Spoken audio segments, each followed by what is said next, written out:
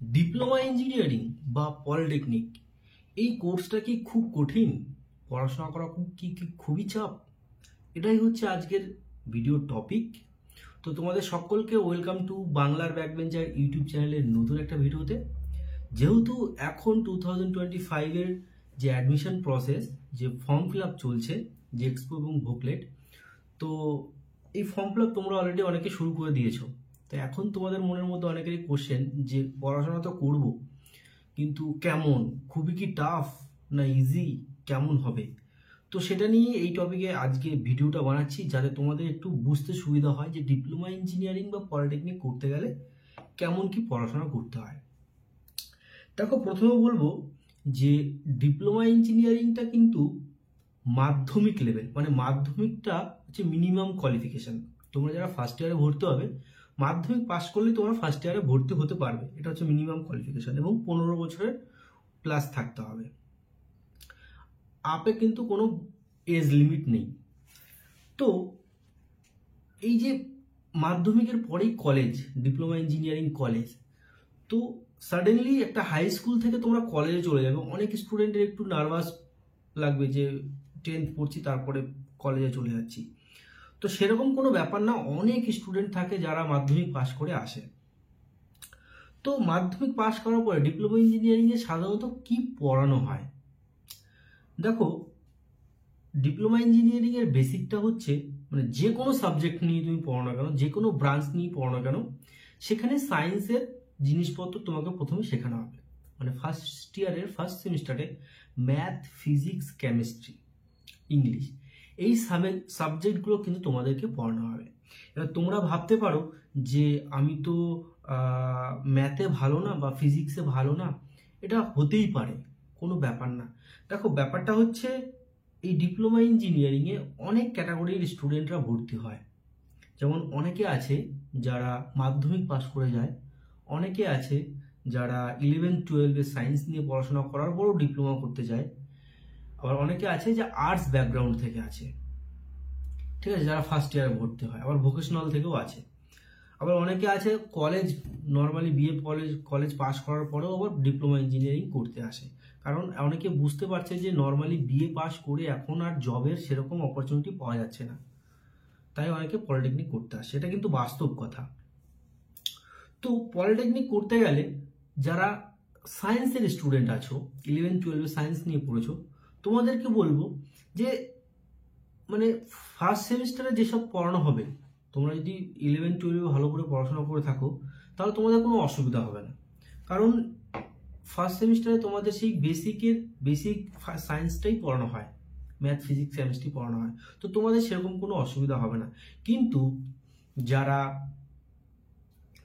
Arts background আছো, তোমাদের কিন্তু একটু অসুবিধা হবে, ঠিক আছে, তোমাদের অসুবিধা হবে। এবার তোমরা ভাবছো যে আমাদের অসুবিধা হবে, তাহলে কি আমরা কি করে পড়বো? দেখো, আমরাও কিন্তু ব্যাচ পড়াই, আমাদেরও কিন্তু একাডেমি আছে, অনলাইনে পড়াই। তোমরা চাইলে আমার সঙ্গে কন্ট্যাক্ট করতে পারো। আমাদের যে টেলিগ্রাম গ্রুপ আছে, সেই টেলিগ্রাম গ্রুপে তোমরা জয়েন হতে পারো। টেলিগ্রাম গ্রুপের লিঙ্কটা কিন্তু আমি ডিসক্রিপশনে দিয়ে দিয়েছি। ওইখান থেকে জয়েন করলে আমরা কিন্তু অনলাইনে অলরেডি আমাদের ব্যাচ চলছে, সেকেন্ড সেমিস্টারের ব্যাচ চলছে। যারা ফার্স্ট সেমিস্টারে পড়েছিল, ফার্স্ট সেমিস্টারের পরে এখন সেকেন্ড সেমিস্টারে পড়ছে, আমাদের কাছেই পড়ছে। তোমরা চাইলে ওইখানে আমাদের টেলিগ্রাম গ্রুপে জয়েন হতে পারো। আরেকটা কথা যেটা আমি না বললেই নয়, যে তোমরা অনেকে বুঝতে পারছো না যে দাদা কি নিয়ে পড়বো, বা কোন কলেজটা ভালো, বা কিভাবে চয়েস ফিলিং করবো, কিভাবে কাউন্সিলিং করবো, তোমরা বুঝতে পারছো না। এটা না বোঝাটা স্বাভাবিক, কোনো অস্বাভাবিক জিনিস না। আমি যখন স্টুডেন্ট ছিলাম তখনও আমি বুঝতে পারতাম না। আমি দাদার কাছে যেতাম, ওই কাকার কাছে যেতাম, গিয়ে গিয়ে গিয়ে গিয়ে মানে বুঝতাম। 2016 সালের কথা বলছি।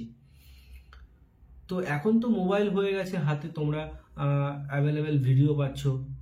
তো তোমরা যদি আমার কাছ থেকে পার্সোনালি সাজেশন নিতে চাও যে দাদা কি নিয়ে পড়বো, ভবিষ্যতে কি নিয়ে পড়লে ভালো হবে সেরকম, বা কিভাবে চয়েস ফিলিং করব, আমার এই রেজাল্ট আছে, কিভাবে চয়েস ফিলিং করলে একটা ভালো কলেজ পাবো, আমার সঙ্গে ডাইরেক্ট ফোন কলে কথা বলে একটা সাজেশন নিতে চাও, তাহলে তোমাদেরকে বলবো একটা মেম্বারশিপ নাও। একটা মেম্বারশিপ নিয়ে আমাকে মেসেঞ্জারে মেসেজ করো। অনেকেই অলরেডি মেম্বারশিপ নিয়ে নিয়েছো 2025-এ।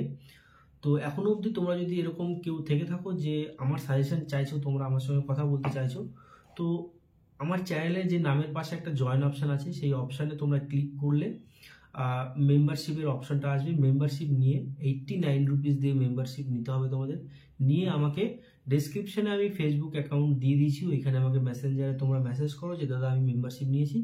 তাহলে তোমাদেরকে আমি ওইখানে ফোন নাম্বার দিয়ে তোমাদের সঙ্গে ডাইরেক্ট কথা বলে তোমাদেরকে গাইড করে দেবো।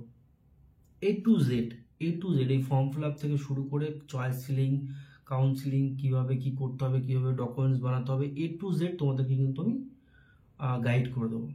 তো তোমরা চাও, যদি ইচ্ছা থাকে তাহলে অবশ্যই জানাতে পারো। আর পড়াশোনার ক্ষেত্রে যদি বলি যে সেরকম কোনো চাপ নেই পলিটেকনিক করাটা, তবে আর্টস স্টুডেন্টের জন্য একটু চাপ আছে, কারণ টোটালটাই সায়েন্সের ওপরে ভিত্তি করে পলিটেকনিকটা পড়াশোনা করানো হয়। তোমরা আর্টস ব্যাকগ্রাউন্ডে যেহেতু, তার জন্য তোমরা ইতিহাস ভূগোল পড়েছো 2 বছর, তোমাদের একটু অসুবিধা হবে, সেটা নিয়ে কোনো সমস্যা নেই। যদি মনের জোর থাকে আর নিজেকে যদি পরিশ্রমী করে তোলো, তাহলে অনেক স্টুডেন্ট আছে যারা আর্টস ব্যাকগ্রাউন্ড থেকেও ভালো ভালো রেজাল্ট করে পাস করছে। ঠিক আছে, তো এসব নিয়ে কোনো ভাবনা চিন্তা করো না যে তুমি আর্টস তুমি পারবে না, বা তুমি ম্যাথ ভালো পারো না তুমি পারবে না, এরকম কোনো ভাবনা চিন্তা এখন মাথায় আনবে না। জাস্ট ফর্ম ফিল আপ করো, চয়েস ফিলিং করো, কাউন্সিলিং করো, অ্যাডমিশন নাও, তারপরে দেখা যাবে। ঠিক আছে, আমি আছি, আমি যতটা পারবো তোমাদের সাপোর্ট করব, পাশে থাকবো। তো যদি ভিডিওটা ভালো লাগে একটা লাইক করে দিও। তো ভিডিওটা এখানে শেষ করছি। ভালো থেকো, সুস্থ থেকো এবং নিজের ফ্যামিলিকে নিয়ে হ্যাপি থেকো। Thank you.